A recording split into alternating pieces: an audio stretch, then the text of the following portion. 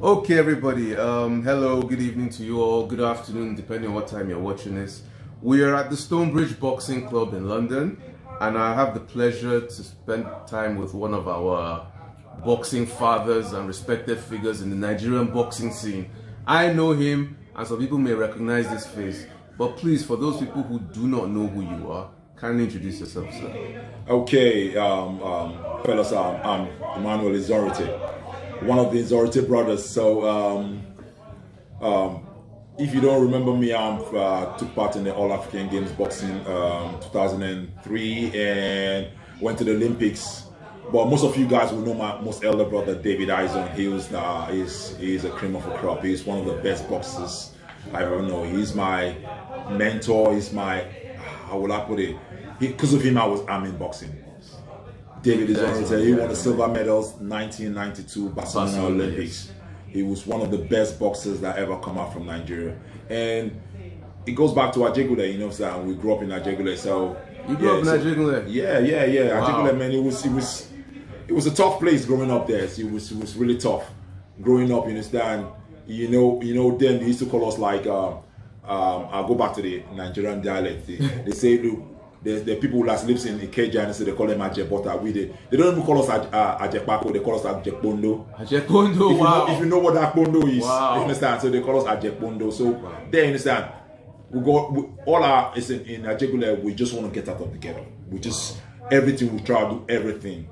And for my family, because we got the physiques, we got the ability, and all we needed was the capability. And so we just want to just work hard and get out of the ghetto. So boxing was our key to get out of the ghetto. Wow, that's interesting. So give us a bit more background, like what made you decide I want to be a boxer? What got you into boxing? Okay, boxing, as a kid, you understand, growing up, I can remember quite alright when I was about 7, 8, and we walked to, there's a Jeremy Felodin local government area in Ajegule. So we normally walk with our teachers. We walk about 2-3 miles to school barefoot. Wow.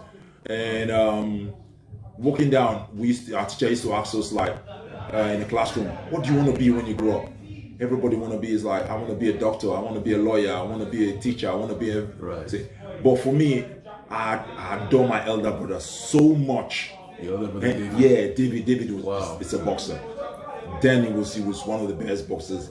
He's my brother, but I hardly see him because he's always around, traveling around the world boxing. And I tell my teachers like, look, I want to be a boxer. Wow, you told teachers you want to be a boxer. And it's like, boxing is for people that are dropouts. The people they think, then. Yeah, I know that, like, unfortunately is the Nigerian it's for people that are not educated. Yeah. So if you drop out, you're a garage boy, then you can be. And obviously they see fighting, they immediately associate that with something. So that was my motivation. But my motivation was seeing my brother travel around the world. I really just want to be like him. So from as a kid, you understand, we go gym around the behind, just around the corner, had a sandbag and 2 poles, and there's one guy, we call him coach, he's the one just take us down there and we'll point it back, and that's how it began. I remember you explained to me the experience about this gym. So for the viewers, tell them what it was like as a young boy in Ajegule with the facilities then training. Well, I'll say, in Ajegule then, in my gym then, I grew up in Okoya, and if people that knows Ajegule, Okoya, it's a popular street in Ajegule. So there's a little street called I forgot the name of the street, but just around the corner in Okoya. So there, around it, there's a dump, it's a refuse dump. But back then there used to be a guy. He boxed a little bit, had a few fights. But he tried to set up a work with youth around there just to get us out of the ghetto. So he set up a little gym. He had one of those old army's rucksack hung in a pole behind his house. And in my gym there we have just 2 boxing gloves. Just 2 for the whole We have gym. 2 boxing gloves. We have 2 gum shields. Just 2 for the whole 2 gum shields. And when we have sparring, when 2 people use this and use this glove to spar, they rinse the gum shield and pass it to the next guys, and they use the same pair of gloves. And because of I was growing up, you understand, I was one of the blue. I was young, but I was one of a big kid, you understand. Then you were big, so then I used to be one of the ones that boxed last. And before it gets to my turn, the gloves are all soaking wet, and literally we punch it with bag bare Bare knuckle. knuckle. So growing up there, you understand, I knew how it was. No shoes. No shoes. No, we go for a run in flip-flops. In slippers, if you don't know, if you don't know flip-flops, it's slippers. We want to always say. Sometimes we go to the dump because there's a dump just around the corner there, and we go to dump there. We get old trainers, people that put their trainers at. So the people that throw their trainers away, we go and pick it up. We'll get the sole off, and we'll get a slippers, and we'll sew it underneath. And wow. We go out like a trainers. We have to innovate. So you guys improvise. We improvise, and we train like that. It wasn't easy. It wasn't easy. I'm not going to say it's easy. It's hard work. But you training to become one of the best in the world, but with limited facilities. Nothing. It's like a zero facilities. But I still had a dream. I had a dream. So you were focused on. I was so focused on that dream that I want to travel around the world and be like my brother. That is impressive. So we're back again. Now I want to touch on something that you mentioned. You said you represented Nigeria. Yeah. But even before you represented Nigeria, you had that dream to represent right from Ajegunle. So tell us the path from Ajegunle to representing Nigeria. Well, representing Nigeria from Ajegunle, man, it's like needle in a haystack. Wow. It was really hard, especially coming from somebody that's got an elder brother that's a phenomenal boxer. Right. So was there pressure on you? Yeah, it was walking on his footstep. It was hard. Everybody expected me to be like my brother. That's the problem sometimes. So from Ajegunle, you understand, my brother, he's a fearless, he's a fighter. Right, yeah. I was that. For me, it's like fighting wasn't my thing. Boxing was my thing. There's two different from being a fighter and a boxer. That is true. So they're way too different. I like the art in boxing. The sweet science. The sweet science of boxing. So growing up in Ajegunle, we represent, next time they do a Lagos State Championship, we represent our local government sometimes. We represent. So as an age, my first fight, I had it when I was 9 years old. I can remember that fight. Why it was 7-up on the, I think on the 13 boxing championship. They have age groups. So we do on the 10th, then on the 12th, and then, so I boxed that thing. So 7-Up was active in boxing. 7-Up was one of the best sponsors in Lagos State then. Wow, for boxing. For boxing. So then, when I took part in that championship, it was my first ever championship. We've been having sparring, but my first ever like stepping in the ring, and it was amazing. I can remember that every punch I threw that fight. Really? I was little then, then they give us 7-Up shorts and a vest, and the gloves were really oversized. and we step in the ring. And fortunately for me, it was like there are 3 of us in the weight class. Okay. So I got by straight to the finals. Okay, right. They had one fight first, and I was straight in the finals. In the finals there, I was like, my coach told me that, look, but as a kid, I was having a lot of emotions that I'm eager to do this.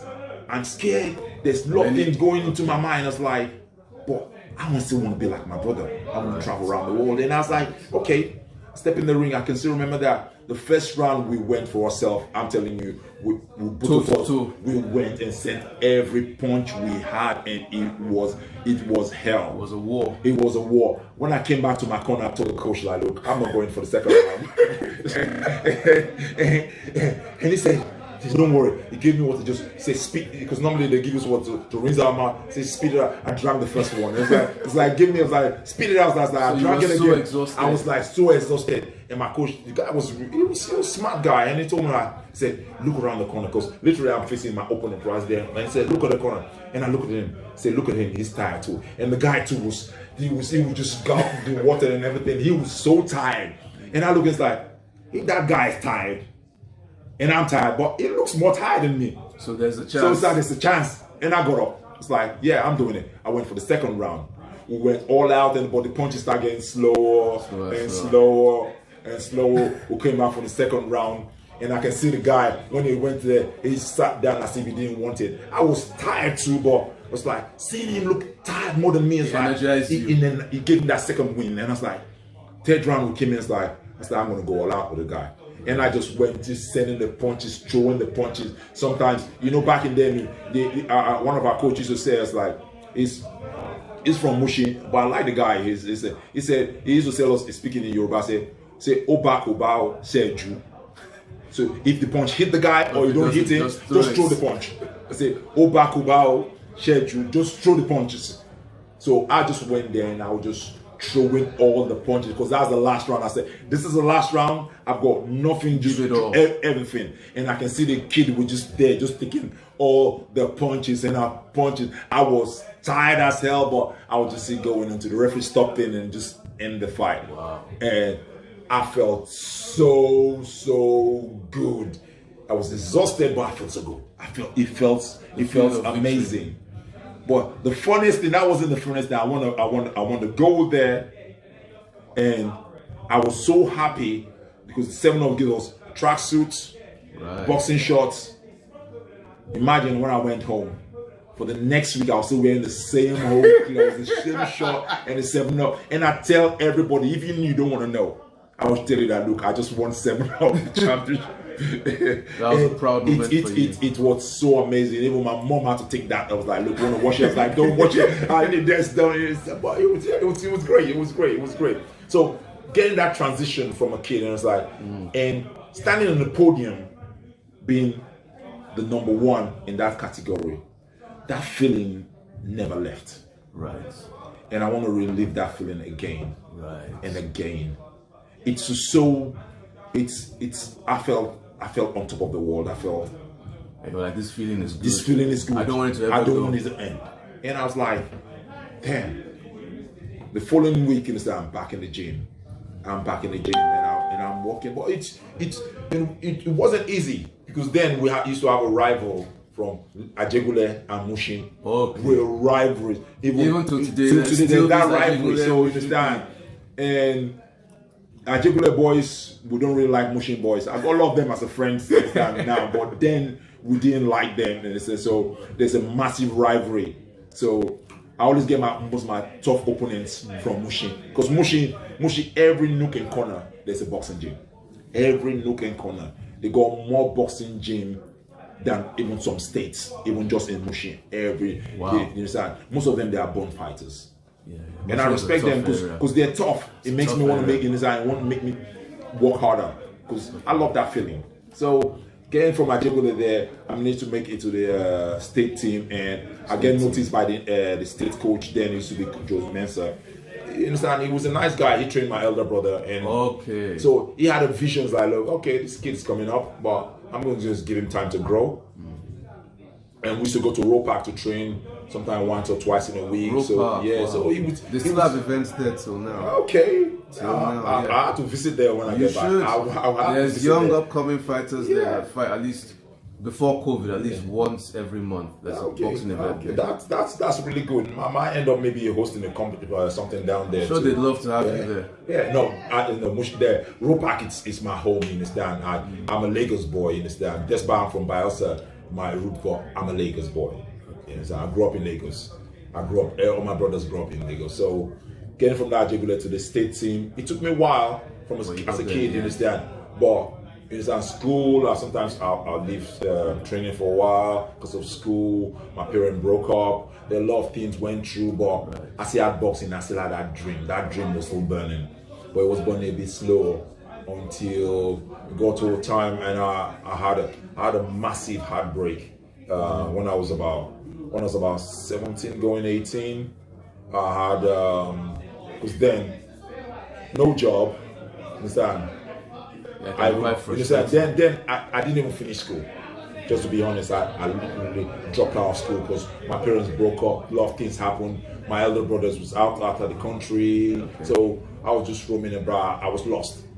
But I keep going back to boxing. Boxing was the one thing that was consistent. So I had a heartbreak when I was about 17 going 18. I was dating this lady, and a girl anyway, and she took me to her mom, and her mom looked like, oh, this is a Ajegule boy, he doesn't even have a job. Wow. And then I used to do motorboy. I used to be a conductor sometimes. I used to even still while I was schooling. I was like, and she looked at me and like, look, I just got no future. And literally she said it straight to my face. Wow. And that really hurt me, and I was like, you know what, I need to have a change. So during that period, what happens, like, I went to Ropac, and there was the military was doing a recruitment. Okay. So they were doing a special recruitment for sports, the Nigerian Air Force then. And my coach then, Joe Mester, was like, look, take this opportunity. You have a job, at least you know be hungry, you know be looking, but you can train. And I was like, okay, I took that opportunity. And I jumped on the coach, straight to Kaduna to join the Nigerian Air Force. Wow, so you're in the Air Force? Yep. Wow. I joined the Air Force. How was that experience? Nah, it was crazy. It was crazy. Joining the Air Force, the military training is not like, because I was in the military in the UK too, so joining the military back in Nigeria, it was hard. When we got there, they shaved our hair, you understand, literally, they whip us, like literally used on us, cane on us, like literally, they will break you, some people ran away, So it was a tough experience. They will torture, I'm telling you, proper torture you. There's like, they hung us, stroke us, did a lot of things, but I was so determined. I was like, look, these are things that I had to do. Right. There are means to the end. Okay. So I was like, you know, I'm going to endure this. I take punches all the time when I was boxing and doing that stuff. So getting a whip and stuff like that. So you told yourself that no matter what I'm going to do, it's just a period of time. We're supposed to do 9 months. We end up doing 11 months in Kaduna. And I was posted to Lagos back. That was the change in my life. So that just turned you around. That did turn me around, but and not just turning me around, it changed my perception of boxing. It changed the way I box. Okay. Because then I had a livelihood. I know at the end of the month, I got a wage. All right. I'm not going to go to the garage to start looking for money after the person. At the end of the month, I've got a salary. And the Air Force gave me a home to live. I had a place, I got 2-bedroom flats. I've got a job that I can visit. And the good thing about it is, like, they love boxing, that they wasn't sport on because it was a special recruit. Boxing, you understand, they let us to train almost all the time. We barely do duties, we barely do. Sometimes we train in the Air Force. So we train like every day in the Air Force. So then I started developing my own style. Is that I still had that dream, I want to travel around the world, I want to be like my elder brother. But then I started again. My brother is a fighter, but I don't want to fight. I still love that art of that science of boxing.